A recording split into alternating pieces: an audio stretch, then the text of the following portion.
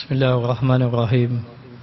Alhamdulillah Rabbil Alamin. Wassalatu wassalamu ala ashrafil anbiya wal mursalin wa ala alihi wa sahbihi ajma'in.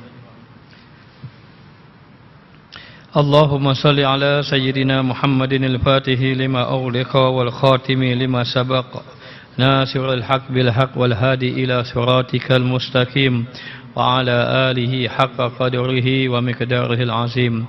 Allahumma salli ala sayyidina Muhammadin miftahi babi rahmatillah adada ma fi ilmillah salatan wa salaman daimaini bidawami mulkillah wa ala alihi wa sahbihi adada kulli dzarratin alfa marrah.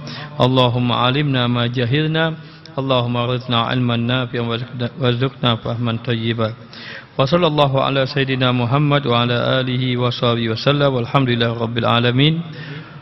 Rabbi shrah li sadri wa yassir li amri wa hlul 'uqdatam min lisani yafqahu qawli. Insyaallah malam ini kita sambung yang minggu lepas yang berkaitan dengan menundukkan nafsu dan juga syaitan. Maka Al-Imam Al-Ghazali menyatakan bahawa menundukkan nafsu ini termasuk dalam jihad, dan ia termasuk dalam jihad yang besar. Nabi Muhammad sallallahu alaihi wasallam bersabda, jihad yang paling utama adalah jihad melawan hawa nafsu. Dan orang yang berjihad, orang yang benar-benar berjuang pada jalan Allah, al-mujahidu man jahada nafsahu.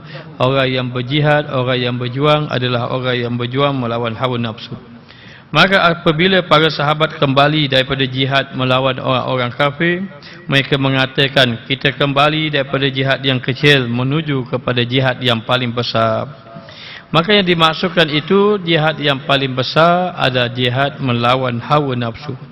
Maka demikianlah kita setiap hari kena lawan hawa nafsu kita. Kita malas nak buat ibadat, lawan. Kalau boleh nak semayang lewat, lawan supaya semayang awal, supaya pergi ke masjid, supaya melakukan amal ibadat.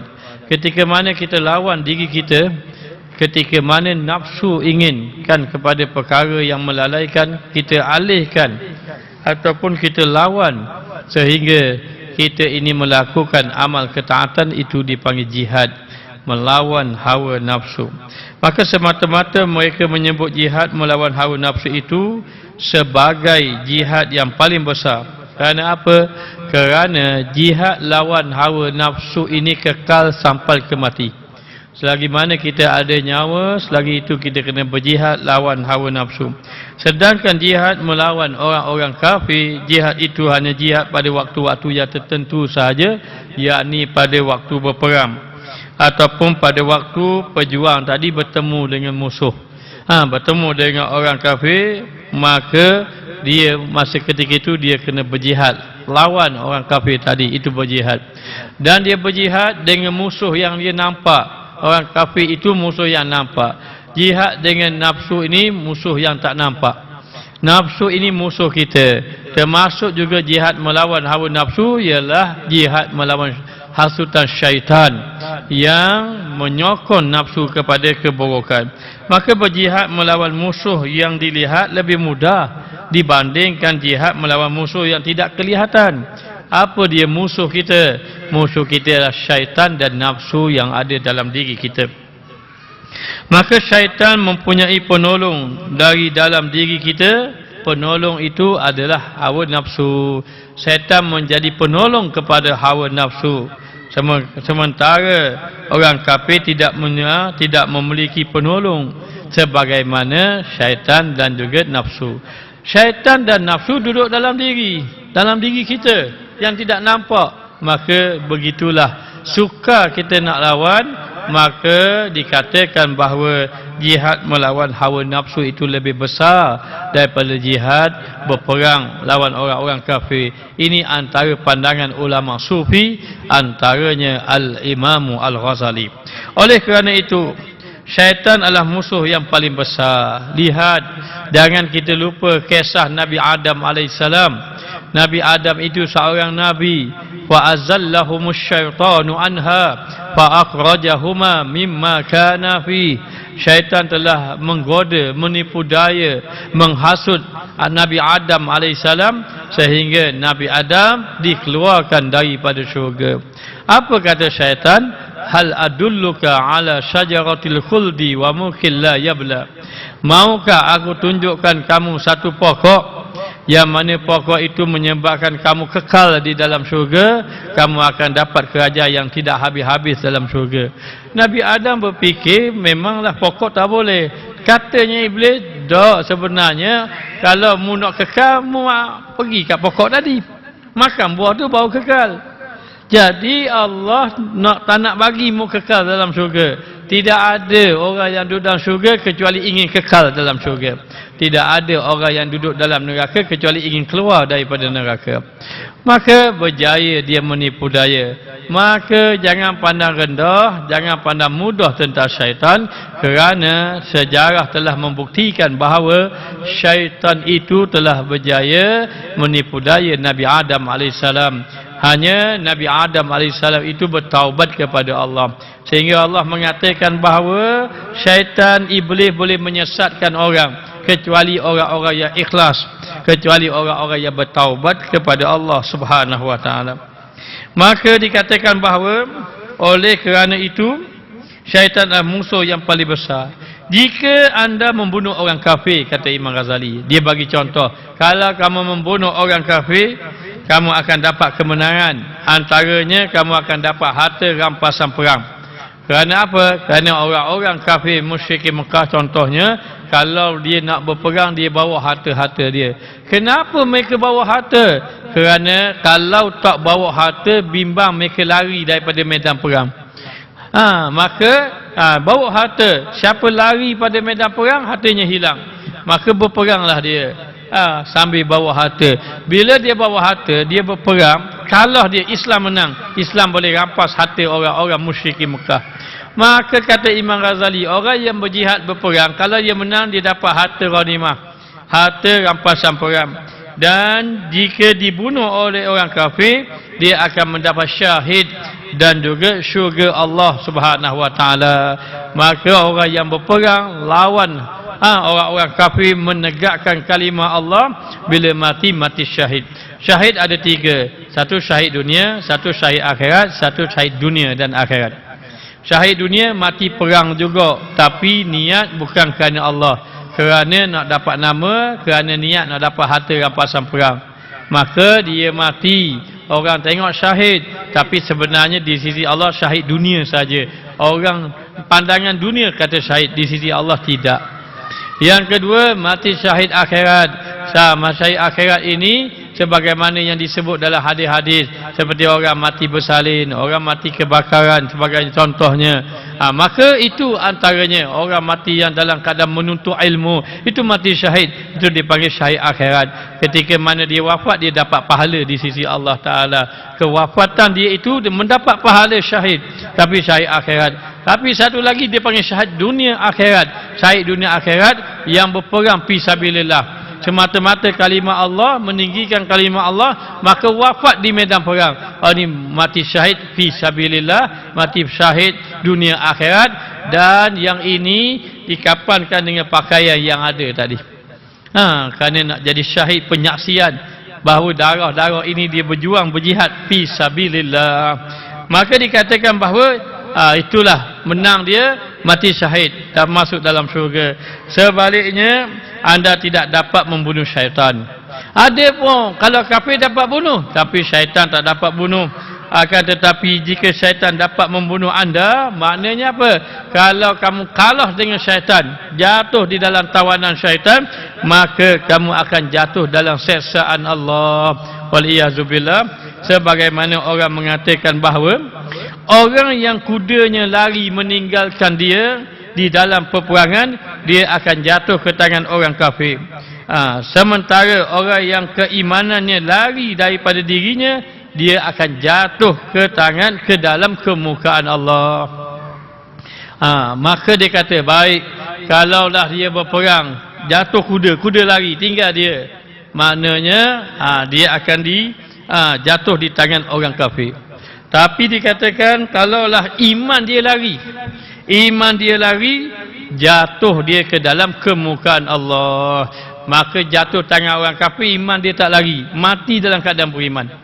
Tapi kalau iman dia lari, maka ia akan dapat kemukaan. Baru-baru ini saya pergi ke Indonesia. Ada satu orang kiai, dia menceritakan satu perkara yang amat menakjubkan. Dia kata, Ustaz cerita ini tak apa. Dia kata, cerita ambil iktibar. Apa dia? Dia kata ada satu orang dia mengajar ilmu berdakwah. Berdakwah, menyampaikan ilmu dan sebagainya. Tetapi satu hari ada orang sana dia tak ada kerja. Jadi apa-apa kerja dia ambil lah. Maka orang ni orang Islam, kerjanya bakar mayat. Jadi orang Islam, kerja dia bakar mayat. Maka mayat ni dekat Hindu. Jadi kerja dia begitu. Dah tak ada kerja lagi lah. Satu hari dia terkejut. Yang akan dibakar itu adalah orang yang terkenal juga. Dia menyampaikan ilmu. Maka diberitahu kepada ahli keluarganya. Tengok pada gambar, tengok nama orang yang sama. Kakak dia terkejut, ini adik saya. Ya, adik kamu akan dibakar mayatnya. Maka dikumpul adik-beradik, jumpalah isterinya.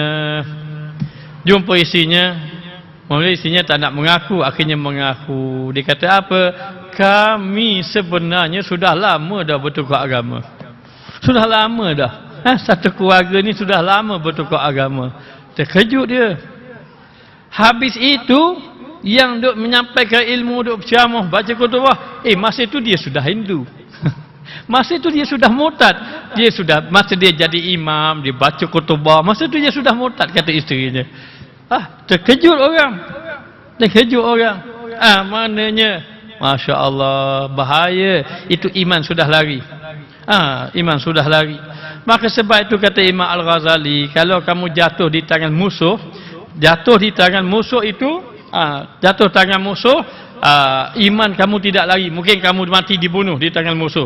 Tetapi yang dibimbangi, maknanya, iman kamu hilang daripada diri kamu. Disebab-sebabkan dengan perkara-perkara yang tertentu. Maka ditanya, sebab apa boleh jadi macam itu? Kerana inginkan mungkin kesempitan hidup, ataupun inginkan sesuatu, maka sanggup jadi begitu. Wal-iyahzubillah. Maka sebab itu dikatakan bahawa kita tidak sedar ketika mana kita beribadat, ketika mana kita ini melakukan perkara amal-amal soleh dan seumpamanya, tidak akan lari daripada kita ini tipu daya syaitan dan juga nafsu. Maka ulama-ulama ahli tasawuf sangat mengambil berat tentang tipu daya nafsu ini dan mengajar kepada kita jaga-jaga jangan jadi kita jatuh kepada maknanya tipu daya nafsu. Maka kita berlindung kepada Allah kepada hal yang demikian. Ada satu kisah, ini hadis Nabi, ini dalam riwayat Muslim ada cerita yang amat menakjubkan juga. Cerita itu mengenai satu orang itu satu ketika Nabi SAW bersama dengan sahabat. Kebetulan dengan sahabat itu ada 9 orang. Ketika mana dalam 9 orang itu baginda SAW menyatakan, antara kamu 9 orang ni 8 orang ahli syurga, 1 ahli neraka. Maka dalam 9 orang ini terkejut, siapa di kalangan kami ini? Terkejut. Dalam 9 orang itu, termasuk 9 orang itu Sayyidina Abu Hurairah radhiyallahu anhu. Maka Sayyidina Abu Hurairah rasa takut, entah dia, yang lain pun rasa begitu, rasa takut. Maka ramai-ramai itu, yang paling alim ketiga itu namanya Ar-Raja ibnu Amfiyah. Ini dia paling alim antara 9 orang. Oleh kerana dia paling alim, oleh kerana dia juga di kalangan yang paling soleh, maka dialah yang paling tenang. Orang lain masing-masing takut, bimbang. Rasulullah kata 8 syurga, 1 neraka, tak tahu. Maka disaksikan oleh sahabat-sahabat, antara 9 orang itu seorang demi seorang mati syahid. Jadi yang masuk tu dengar mati syahid, oh ia mati syahid, selamat dah dia. Macam mana yang lain ini?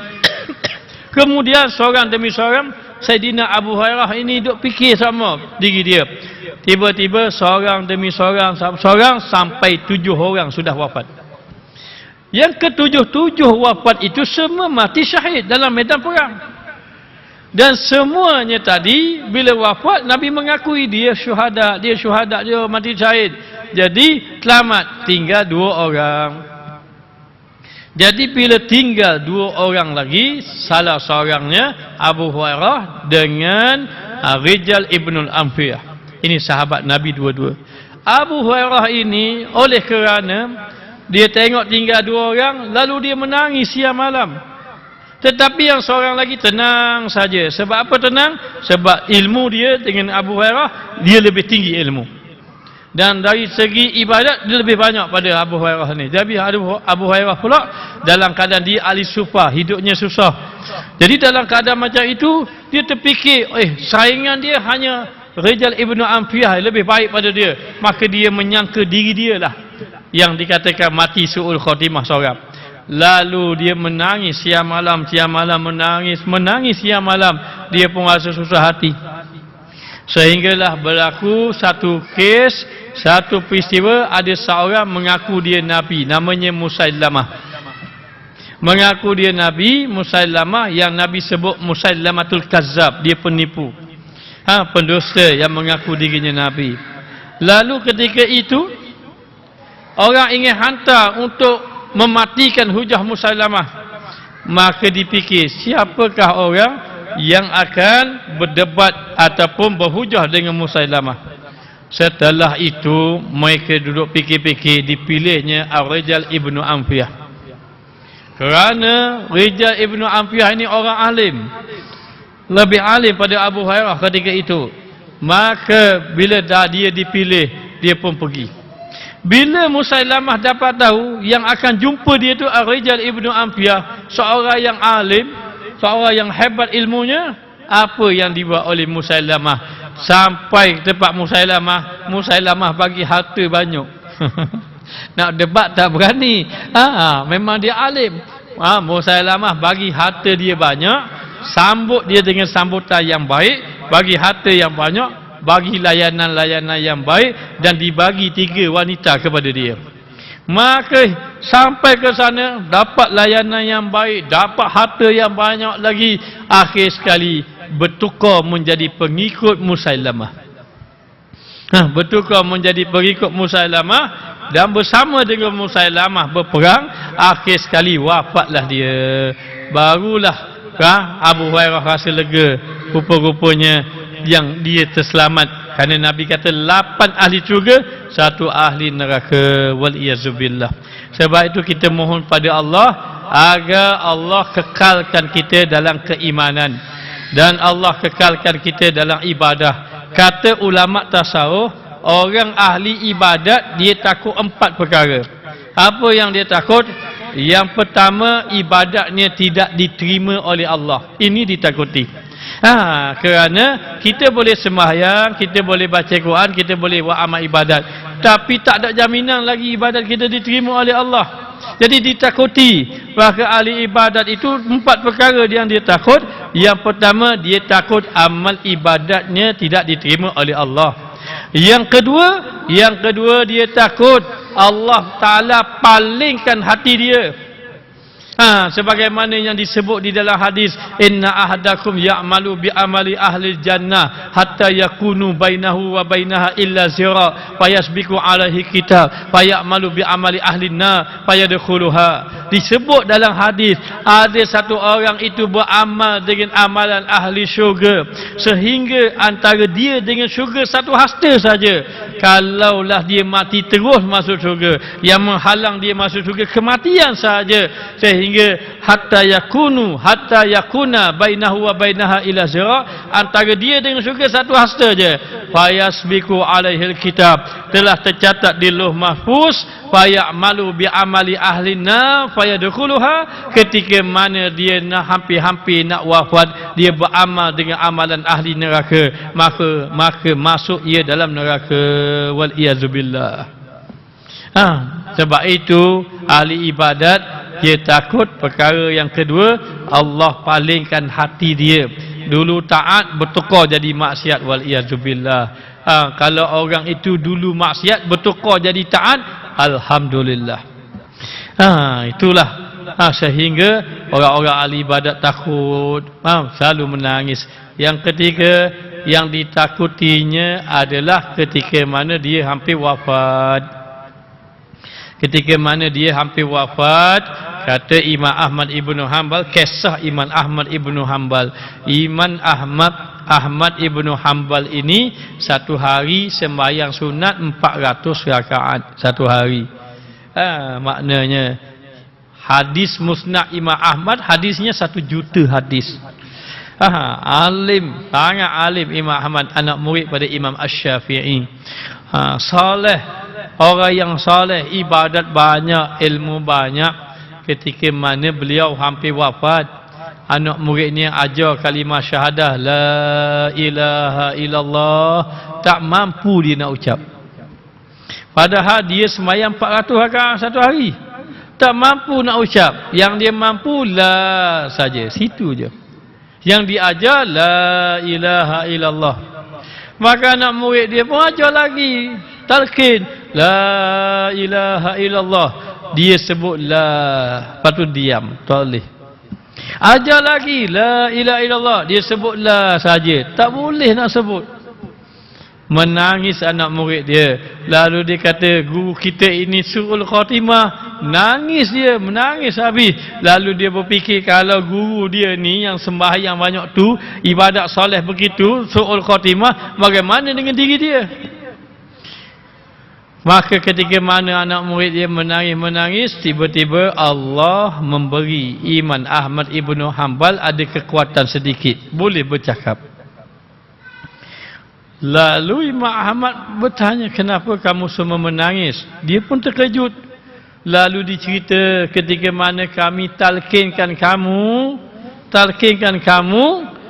maka kami suruh kamu ucap la ilaha illallah, tidak mampu diucap, la saja mampu. Lalulah Imam Ahmad pun cerita ketika mana dia rasa macam nak cabut roh dia itu, Allah tunjukkan ada malaikat datang, ada iblis datang. Iblis puji dia, Imam Ahmad, kamu orang yang soleh, kamu bagus ibadat kamu. Itu yang saya kata la, tidak. Lalu dipuji, kamu ini mati husnul khatimah, confirm, sahih mati husnul khatimah. Dia kata la saja. Lalu dia kata bahawa Allah Ta'ala sudah jamin kamu jadi ahli syurga. Dia kata la, tidak. Maka kecewalah iblis ketika itu. Lalu iblis mengatakan, aku telah menggunakan kaedah begini seramai lebih kurang dalam 30 orang-orang yang soleh mati su'ul khatimah. Kerana apa? Ketika dia puji, mari ujub dalam hati. Aku ini soleh, ya, sebagai contoh. Maka berjaya, dia kata, kecuali Imam Ahmad tidak berjaya. Maka demikianlah takut anak murid yang mendengar tipu daya ketika hampir nak wafat. Lalu dalam keadaan macam itu, dikatakan bahawa ketakutan orang ahli ibadat adalah ketika mana hampir-hampir wafat. Dan yang keempat yang ditakuti adalah azab Allah. Dia sudah buat amal ibadat, tapi ibadat yang dia buat tak dapat menghapuskan maksiat dia. Jadi satu maksiat satu jenis azab. Makin banyak maksiat, makin banyak azab. Tapi bila dia buat ibadat dia buat, kemudian ibadat dia buat tu tak dapat menampung, menghapuskan dosa-dosa dia, maka bila dia mati ada dosa, maka ditinggalkannya azab. Waliyazubillah. Moga-moga Allah Ta'ala selamatkan kita daripada azab kubur. Moga-moga Allah Ta'ala selamatkan kita daripada azab api neraka Allah Subhanahu wa Ta'ala. Maka kita berlindung kepada Allah dengan hal yang demikian. Apa dia? Hal yang membolehkan seorang itu tercabut iman. Barang siapa yang jatuh ke tangan orang kafir, tidak diikat tangannya ke leher, tidak diikat kakinya, tidak dilapah perutnya, tidak ditelanjangkan tubuhnya, akan tetapi orang yang jatuh ke tangan muka Allah Ta'ala yang maha perkasa, wajahnya menjadi hitam, Bila saja Allah Ta'ala tak suka, muka marah pada seseorang, maka pada wajah orang itu tidak ada seri, maka wajahnya akan ke hitam. Apa maksud hitam ini? Bagi orang-orang yang tertentu, kadang-kadang dia nampak sudah tidak ada cahaya pada wajahnya. Tidak ada cahaya pada wajahnya, maka wajahnya menjadi hitam. Tangannya diikat ke lehernya dengan rantai dan kakinya diikat dengan tali daripada api neraka, yakni bila mendapat kemukaan Allah, ia membawa kepada azab daripada Allah Subhanahu wa taala. Maka dengan sebab itu, yang pertama, Nabi ada sebuah hadis. Hadis ini selalu saya baca dan selalu saya ingat akan hadis ini. Nabi sallallahu alaihi wasallam bersabda, "Ittaqullah haitsuma kunta." Takutlah kamu kepada Allah di mana saja kamu berada. Apa maksud takutlah kamu kepada Allah di mana saja kamu berada? Yakni hati-hati kamu jangan buat benda yang Allah marah, benda yang Allah murka di mana saja kamu berada. Imtisalu awamirihi wajtinabu nawahihi sirran wa alaniyah. Kamu buatlah apa yang Allah perintahkan, kamu tinggal apa yang Allah larang, sama ada terang-terang atau tersembunyi.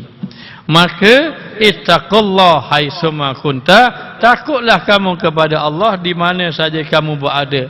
Wa atbi'i sayyi'ata hasanata tamhuha, ikutilah kesalahan kamu, dosa kamu dengan kebaikan yang akan menghapuskan kejahatan kamu. Ini hadis ini kata, maksud hadis ini kata ulama, ikutilah kejahatan maknanya seandainya kamu terjatuh kepada maksiat. Jangan kamu sengaja buat, tak apalah saya buat maksiat, nanti saya buat taat banyak-banyak. Bukan begitu maksudnya. Maksud dia, kalau kamu jatuh kepada maksiat, kamu cepat-cepat kembali kepada Allah. Jangan biar diri kamu maksiat. Kadang hati kita lemah, iman kita lemah. Kadang-kadang kita jatuh pada maksiat. Bila jatuh pada maksiat, dalam hadis ini dia bagi tahu, bila kamu jatuh pada maksiat, kamu jangan biarkan maksiat itu jadi lazat dengan kamu, jadi sedap dengan kamu. Bila terjatuh saja, cepat-cepat sahaja kembali kepada Allah Subhanahu wa taala. Maka tujuan dia apa? Wa admi sayyi'ata hasanata tamhuha, supaya bila ketaatan kamu buat, ketaatan yang kamu buat itu boleh menghapuskan kejahatan. Sebab itu orang-orang soleh dia tengok, malam-malam dia tengok, siang tadi apa aku cakap? Aku ini bercakap perkara sia-sia. Maka malam nak tidurnya dia berzikir banyak-banyak. Tujuan dia nak menghapuskan daripada kesalahan dia. Maka dikatakan bahawa dalam satu hadis dia cerita ada satu orang sahabat, ni sahabat Nabi. Maka dia jumpa satu orang wanita, sahabat Nabi ini. Dia jumpa dengan satu orang wanita, faqabbalahu, maka dia mengucuk wanita tadi. Wallahu alam, belah tangan ke belah pipi, wallahu alam. Bila dia kucuk wanita tadi, lari dia jumpa Nabi. Allah ya Rasulullah, saya salah. Salah tak bagus dia kata. Saya tersalah. Maknanya bila tengok Rasulullah, orang yang sangat menjaga muruah orang lain, Nabi tak tanya muak ke mana, sebab sahabat ramai. Nanti kalau tanya dia cerita malu dia, Nabi buat tak tahu saja. Dia kata, ya Rasulullah, saya salah ni, saya tersalah ni. Maka dia nak mengadu pada Rasulullah, Rasulullah tak layan. Nanti kalau Rasulullah layan, Rasulullah tanya kamu buat apa, nanti dia cerita sahabat lain dengan malu dia. Maka Rasulullah buat tak tahu saja. Masa waktu sembahyang, azan berkumandang, kemudian sembahyang, dia pun sembahyang bersama Nabi, sembahyang berjemaah. Lepas sembahyang, habis sembahyang, dia datang lagi jumpa Rasulullah. Dia nak mengadu lagi. Rasulullah bertanya, tidakkah kamu sembahyang berjemaah dengan Rasulullah tadi? Dia kata, ya, kalau macam itu, sembahyang berjemaah kamu tadi, Allah menghapuskan dosa kamu yang kamu buat tadi. Lalu Nabi membaca ayat, innal hasanat yuzhibnas sayyiat. Sesungguhnya kebaikan-kebaikan yang kamu lakukan menghapuskan dosa-dosa kamu. Jadi hari ini mungkin kita dok fikir zaman kita dahulu, banyak sungguh dosa-dosa aku ini. Dosa aku ni terlalu banyak. Ya, bila kita sedar bahawa kita ni banyak dosa, kita tak boleh berterusan lagi dalam dosa yang kita telah buat dulu. Maka dulu aku banyak dosa, hari ini aku kena banyakkan amal ibadat. Maka disibukkanlah baca Quran, berzikir, letak zikir 1000 sehari, astagfirullah, astagfirullah sebagainya. Tujuannya apa? Apabila kita melakukan ketaatan macam itu, maka akan menghapuskan dosa-dosa kita yang telah lalu. Apabila kita tak berjaya menghabiskan dosa kita sebelum kita wafat, tidak habis, maka wafat seseorang itu, meninggal seseorang itu dengan membawa dosa. Dosa yang dibawa itu membawa azab. Membawa azab. Maka banyaklah dosa, banyaklah azab. Dikurangkan dosa, dikurangkan azab, sehinggalah dia bertaubat. Bila dihapuskan semua dosa, barulah tidak ada azab seseorang itu. Saya teringat kata guru saya, selagi mana bila kamu wafat, kamu membawa dosa, dosa itu mendatangkan azab bagi kamu. Sebab itu dia menyatakan bahawa pastikan benar-benar sebelum kamu wafat, kamu bertaubat. Kenapa? Kerana Nabi SAW bersabda, "At-taibu minaz zambi kamal la zambalah." Orang yang bertaubat daripada dosa, dia seumpama tidak ada dosa. Jadi bila sahaja kita ini mengaku, menyedari bahawa kita banyak dosa, jalannya memperbanyakkan ibadat. Jalannya itu dengan bertaubat kepada Allah. Jalannya itu bergaul, berdampingan dengan orang-orang yang soleh, supaya kita kekal berada di dalam ketaatan. Maka dibimbangi, kalau berterusan dalam maksiat, maka dikatakan bahawa tangan diikat, leher akan dirantai dan diberi makanan, minuman, pakaian daripada api neraka.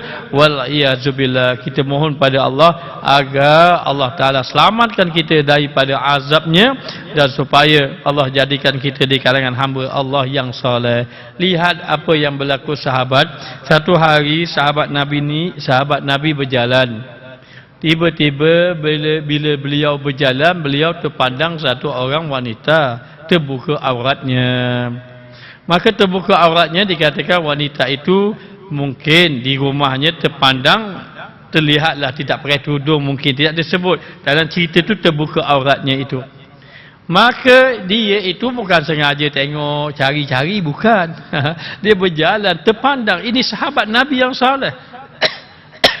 Dia terpandang. Bila dia terpandang melihat wanita tadi, mula dalam hatinya rasa bersalah. Maka dia balik rumah, dia bertaubat, dia menangis pada Allah, sehingga dia tidak pergi sembahyang bersama Nabi kerana malu nak jumpa Nabi. Malu nak jumpa dengan Rasulullah.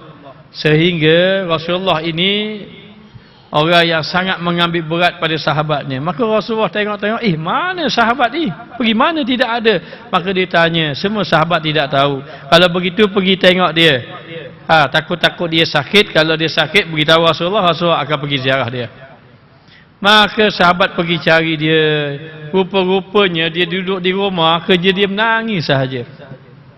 Kerana kesalahan itu, kesalahan terlihat. Wanita tadi. Maka dia menangis, duduk di rumah menangis saja. Maka orang pun tanya dia, dia kata dia ada buat salah dan dia malu nak jumpa Nabi. Lalu sahabat kata, sekarang ini Rasulullah panggil kamu, kamu pergilah jumpa dia. Pagi sekali, dia pun oleh kerana dapat tahu Rasulullah panggil dia, dia pun pergi jumpa Rasulullah. Bila pergi jumpa Rasulullah, Rasulullah tanya, apakah yang menyebabkan kau ni tidak hadir sembahyang berjemaah dengan Rasulullah? Punya dia mengatakan bahawa dia sangat malu pada Rasulullah. Sebab apa malu? Dia ada telah terlihat tersalah pandang wanita, satu wanita sahabiah yang terbuka auratnya. Maknanya lalu Rasulullah memahami bahawa dia bukan sengaja dan bukan itu dia buat, tapi Rasulullah mengajar sahabat, hendaklah kamu bertaubat kepada Allah. Lalu dia pun balik bertaubat. Akhirnya tak mari-mari terus wafat, meninggal dunia. Meninggal dunia disebabkan takut kepada Allah. Ketika mana nak dikebumikan, Rasulullah melihat bahawa mayatnya itu diiringi oleh malaikat yang terlalu ramai. Kerana Allah Ta'ala meredai dia yang dia merasa bersalah di atas perbuatannya yang sangat kecil itu. Kata Rasulullah, zaman sahabat buat amalan yang kecil, dosa kecil, dosa yang besar, dosa yang kecil rasa sangat besar. Akhir zaman buat dosa besar rasa sangat kecil. Waliyazubillah. Moga-moga Allah Ta'ala pelihara kita. Moga-moga Allah Ta'ala ampunkan dosa-dosa kita. Rabbana atina fid dunya hasanah wa fil akhirati hasanah wa qina azabannar. Wa sallallahu ala sayyidina Muhammad wa ala alihi wa sahbihi wasallam. Walhamdulillah.